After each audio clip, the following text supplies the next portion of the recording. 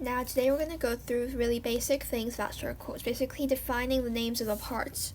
So when people mention these in a really simple problem or really hard problems, you don't get confused by what part they're talking about. So firstly, this dot. This dot is called the center. Now, what's special about this dot? I mean, you probably know what's special about this, but like, is any point here? Is this also the center of the circle?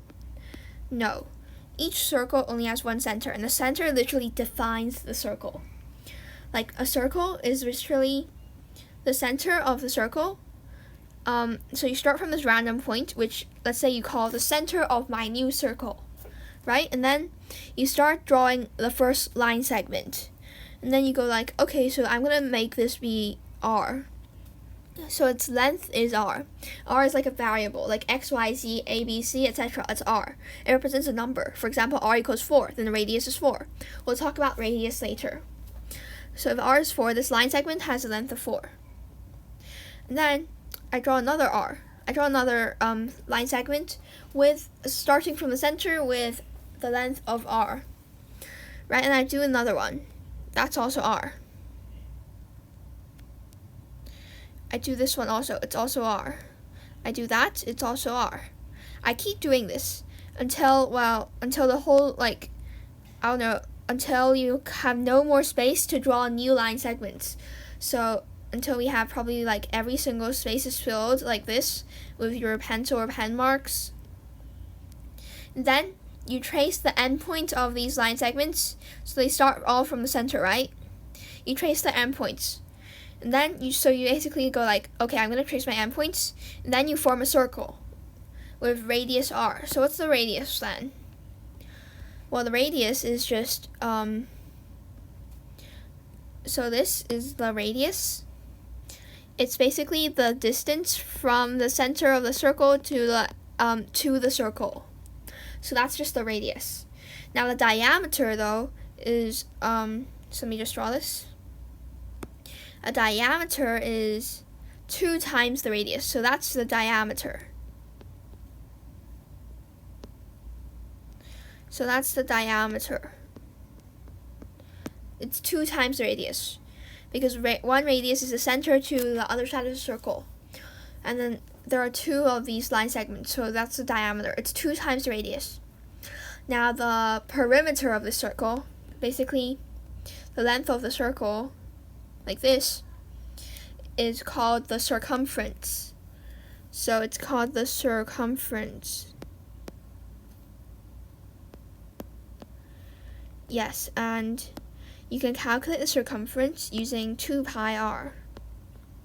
Now assuming you don't know anything about pi, so imagine if you don't know anything about pi, then pi is 3.14, approximately 3.14.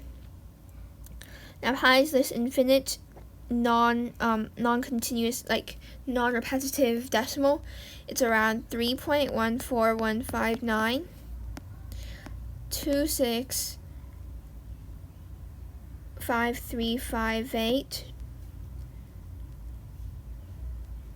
979 4626, etc. So then like this is like pi, and it's just, so since there's no way you can actually write this number out like this, like imagine you have to write this number out like this every single time you do a calculation. Like how sad would that be? Like no one's gonna bother learning about circles. So they've approximated this value as pi, which is like the Greek letter, a Greek letter, I think, for P. And basically they have 2 pi r. R is just the length of the radius. So that's the circumference. Oh, and we call the length of the circumference C. We call diameter D. D is just 2 times R. So you could technically say that the circumference is pi times D. Okay, so moving on to more concepts. This is the center. If I drew this line and this line, their endpoints. So let me just mark their endpoints. That's this. So we connect the 2 endpoints in the circle. This is gonna be an arc. The area formed by the 3 lines, the radii, and the arc is equal to the sector.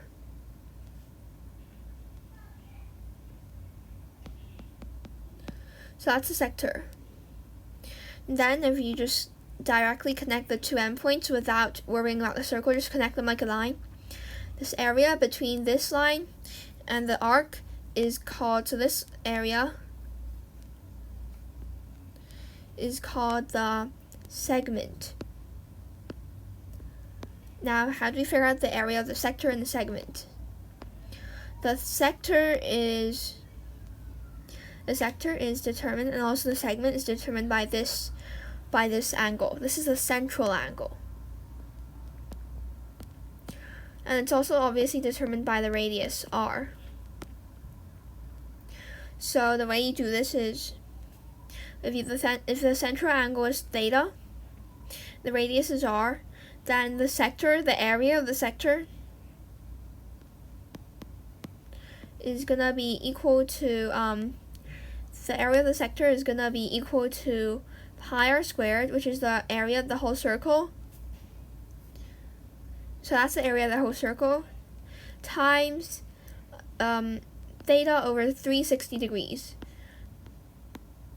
The latter part of the expression, pi over 360, theta over 360 degrees, determines, so it basically determines how much of the whole circle is the sector the area of.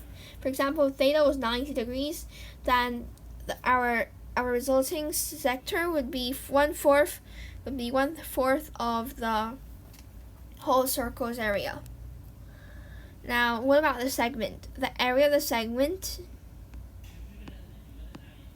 is equal to the area of the sector minus the triangle. So which triangle? Any triangle?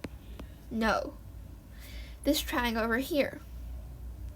Because that's what is not part of the segment, but part of the sector. So we subtract that, we get the segment. So let's also talk about another definition, so about other lines.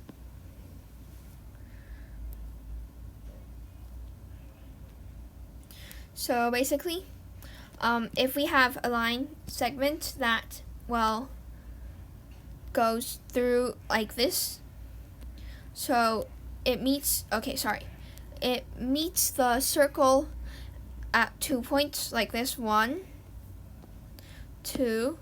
This is a secant line.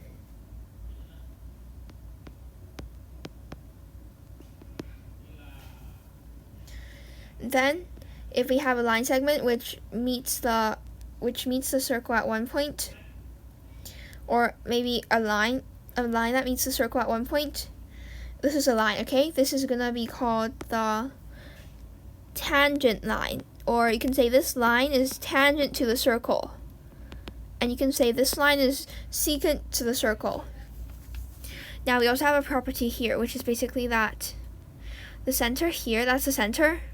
If you draw the radius of the center to the circle, like to the point on the circle with a tangent.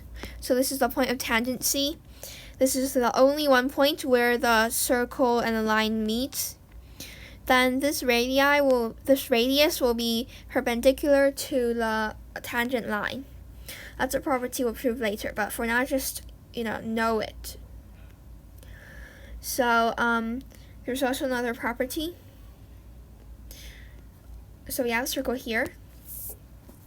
This is the radius. Wait, let me draw this. This is the radius.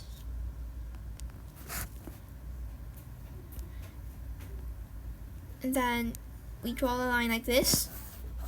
That's the diameter, right? Sorry. This is the center, and then that's the diameter, like the one we just drew, right? And then if that's the diameter, then let's just choose any single point on the circle that is not these 2 points we already chose. Not these two. Any point on the circle but these two. Let's say we chose this random point. Then this angle is 90 degrees. Another random point. This angle is also 90 degrees. Another random point. This angle is also 90 degrees. Another random point. This angle is also 90 degrees. So anything that is not the point of the diameter will form this angle of 90 degrees. Now, by the way, this type of angle that has a vertex on the circle, and it has it has two endpoints that form a chord. This angle is called the inscribed angle. So let me just move back up. So this is a central angle, right? Now if I use the same chord and I do this, I did this,